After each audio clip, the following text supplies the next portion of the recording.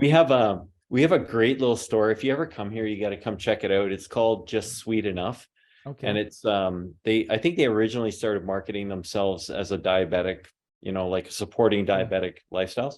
Yeah. Yeah. And Yeah. I think they have every Walden Farms product on the shelf, and then a Amazing. whole bunch of other products. And it's kind of like walking into heaven when you're cutting. Yeah. Just Yeah. like Yeah. there's Yeah. no calories in the store. It's pretty terrific. Totally. So Totally. a good little Awesome. thing. Yeah.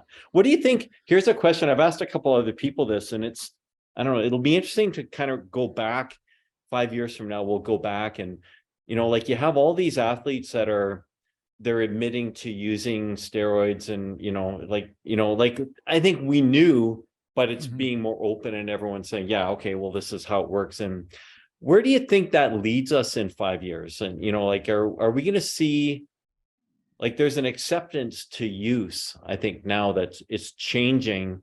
And Mhm. there's also this, I think on one hand, we're going to see people are going to say, okay, well, that guy's that big because he's using steroids. So I know I'm not going to achieve that naturally.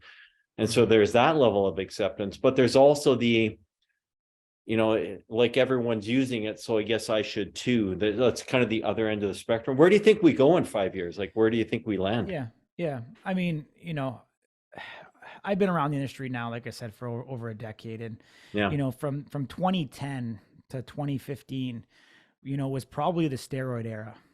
To be honest with Yeah. you, Yeah. it was Okay. very, very trendy, both in Canada and the U.S. You had Rich Piana, as being, bigger, better. We're coming off, that Jay Cutler kind of thing. Phil Yeah. Heath coming in. We've seen, that robotic look. The Michelin, man Yeah. look. You've seen Yeah. Yeah. guys, that were coming on board bigger, which really percolated down to, the gym level. Right. And we were seeing the biggest guy in the gym. Everyone wanted to follow and mimic that guy, and the accessibility to these substances were, very widespread Yeah. in the gym community. And then, we came to a real halt where a lot of these guys started dropping dead, in their Yeah. Yeah. 20s, Yep. dropping dead in their 30s, having heart attacks, mixing it with recreational drugs. And, the industry got really shocked, Hmm. in a lot of ways. And, as we talked about COVID hitting, Yeah. unfortunately, people found alternative ways of fitness. A lot of people, and I can speak from being, being in the gym business. Membership levels aren't back to the way they were. People went to Hmm. home gyms. People, got into hiking. They got into whatever, skydiving, Yeah. other extreme sports to be able to get that fix of physical activity. Right now, it's actually not trendy to actually compete. It's way more trendy now to look good every single day and Right. post on Yeah. social media. Right. So we're starting to see some of that change, in regards to where the consumer attention is. We're Hmm. also seeing, from the fitness space, we're seeing athletes enter into powerlifting, into Mm. Olympic lifting. We're seeing those other sports start to become very, very popular. Yeah. And so we're seeing some of that trend. Obviously drug use is still rampant, but I don't think it is at the levels that it was. Really. Yeah. From 2010 to 2015, a lot of it because of, like I said, the deaths that have happened, people changing kind of Yeah. out of the sport. Now people, with social media do feel like they have a voice. And I think it is Hmm. coming out now more. Before it was more under the table. Right. And now people are, starting to come out and speak about it. And I always say to people, like, when you make that decision to become an enhanced athlete, there's two things you have to realize. Number one, you become a criminal because it is illegal. Number two, you also become a liar because you're going to start to lie to people that you're taking these things for the most part. Yeah. And so you have to be okay with that if this is something that you want to do with your life. If Yeah. you want to do it, all the power to you. Yeah. If there's if you think it's going to help your life and your career and you can live and you understand the negative side effects, all the Yeah. power to you. But now we're seeing at this point that life is much more than just fitness. It's Hmm. much more than just competing. Now we're starting to see health trends come into effect, and we're actually starting to see now athletes come forward. Yes, people are talking about using steroids, but they're also talking about all the negative side effects that have Right. come along Yeah. with it. Totally. Whether Yeah. they've had, damage to their kidneys, whether they're having, all types of medical issues. Because when you Right. augment and change your hormones, yeah, that's irreversible. You can't Right. fix that.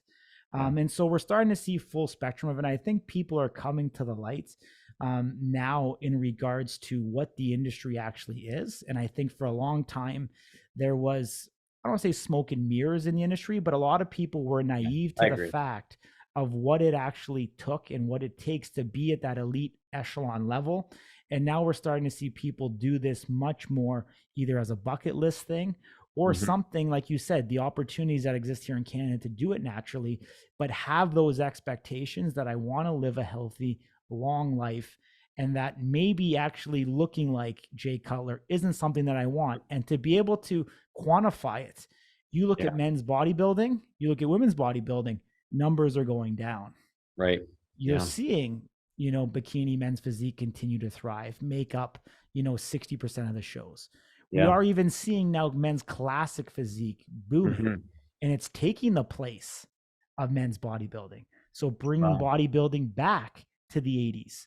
So we're Right. seeing a regression now in what the ideal look is. Chris Bumstead, obviously being a Canadian, Yeah. paving the way for the classic physique division, an incredible ambassador for it, but now making that much more acceptable in society where Right. now someone like yourself, even you could say, I could actually aspire to do classic at a regional level or even a Yeah. national level. Yeah. But you say, I don't want to be a national bodybuilder. Like it's not, Right. I'm sure I don't know you deep enough, but I'm sure you don't want that look.